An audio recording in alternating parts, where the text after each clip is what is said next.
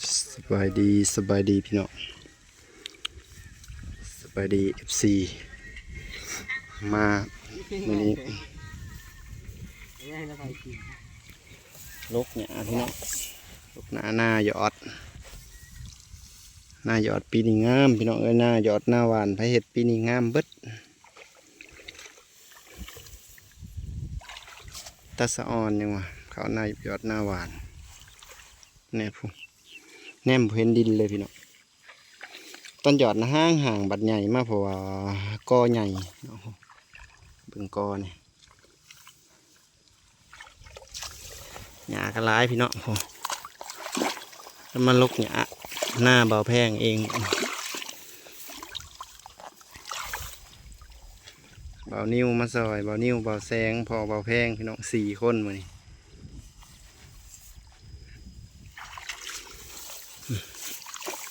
เขาก็งามหญ้ากระไร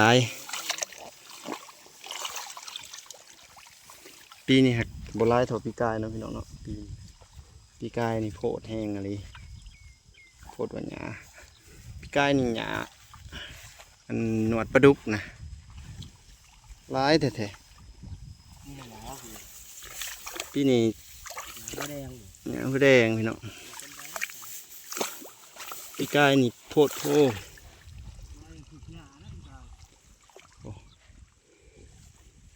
ปีนี้ถือว่าคุ้มได้ถูกต้องตามฤดูกาลปีกายหน้าหยอดครั้งแรกปีนี้หยอดครั้งที่2ยังบ่ฮู้สูตรเด้พี่น้องยังบ่ฮู้ระบบบาดในฮู้ระบบนะต้องหยอดต้นขี้ดินคนกุ้มๆพี่น้องมันจะงามเนาะถ้าไปหยอดต้นสุ่มๆนี่บ่ได้พี่น้องหญ้าเกิดก่อนหญ้าใหญ่ไว้คุ้มบ่ได้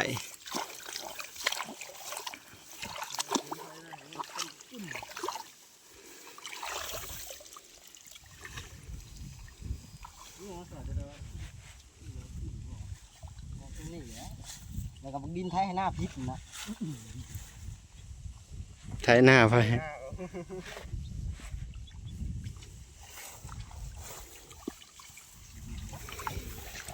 เริ่มกับแม่จะเกิดเนี่ยนะพี่น้อง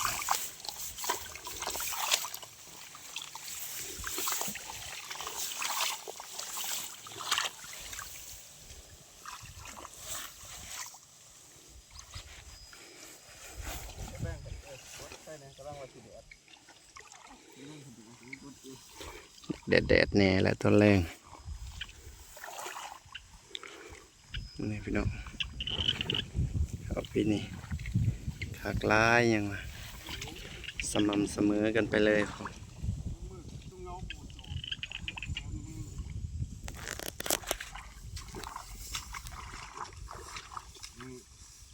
ต้องเอาไปเห็นว่าดิโอ้ว่าเสียงเนาะไอ้กว่าดำเนี่ยดำนี่ปลาดิยังเหมือนเลยปุ้ยปลาดิยังมาแสงยังเหมือนเลยปุ้ยใช่นะใครกว่าแล้วเนาะปีนี้น้ำมันกับแพงพี่น้องต้นทุนแพงหยอดเอาบันหยอดเอาพองามปีนี้ปีกายนี่ก็ยังบ่งามตอนนี้แต่ก็ได้เขาอยู่ได้พี่น้องว่าบ่งามเหมือนปีกายนี่ก็ได้กว่าดำปีก่อนๆปีนี้ถ้าเบิ่งต้นเกี่ยวพี่น้องรอพ้นตอนเกี่ยว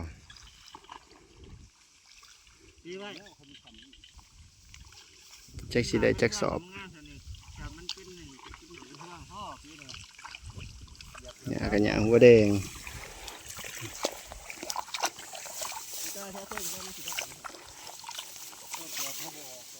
ได้พักบ่ได้เศร้าแล้วพี่น้องเอ้ย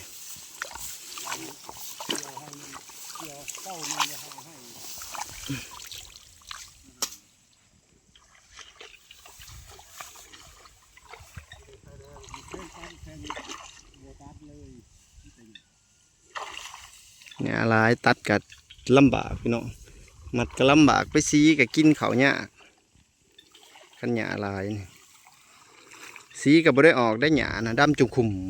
ในหญ้านะ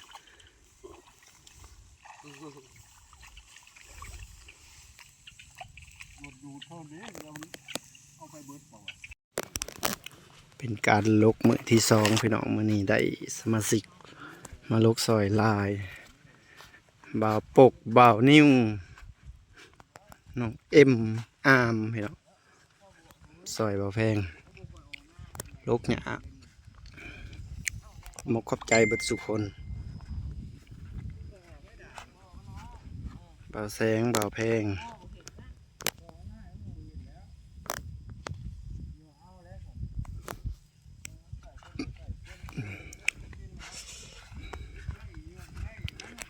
นี่พี่น้องงามบ่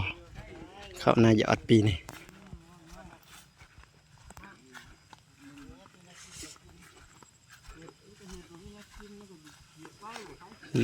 ลุย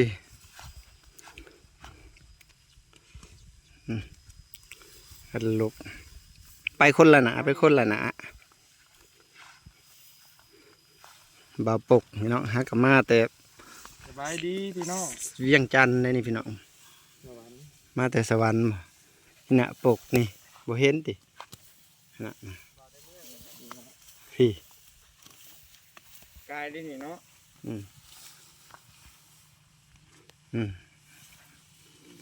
ลำดีๆ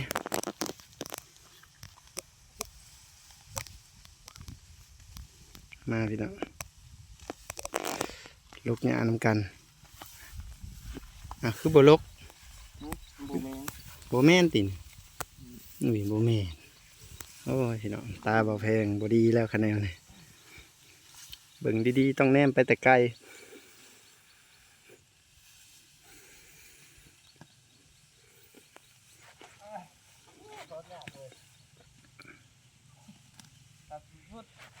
มาลกหญ้านาใหญ่อ้วนบ่ทันไปลกของพ่อเฒ่าซ้ำพี่น้องมาหน้าเจ้าของก่อนของพ่อเฒ่านี่บ่วน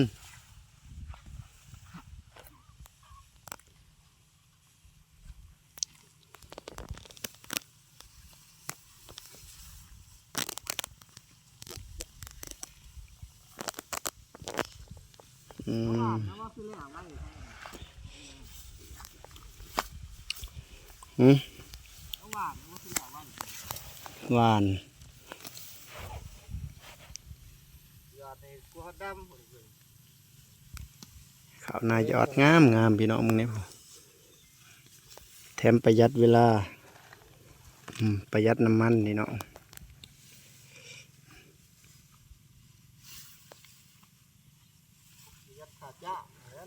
ประหยัดค่าจ้างอีกประหยัดหลายอย่างพี่น้องเอ้ยเพราะว่ามันเห็ดใส่เครื่องเนาะไถหุดไว้ประมาณอาทิตย์หนึ่งแล้วก็มาไถหวานแล้วมาไถแล้วก็กบแล้วก็ขาดขั้นตอนเดียวจบพี่น้อง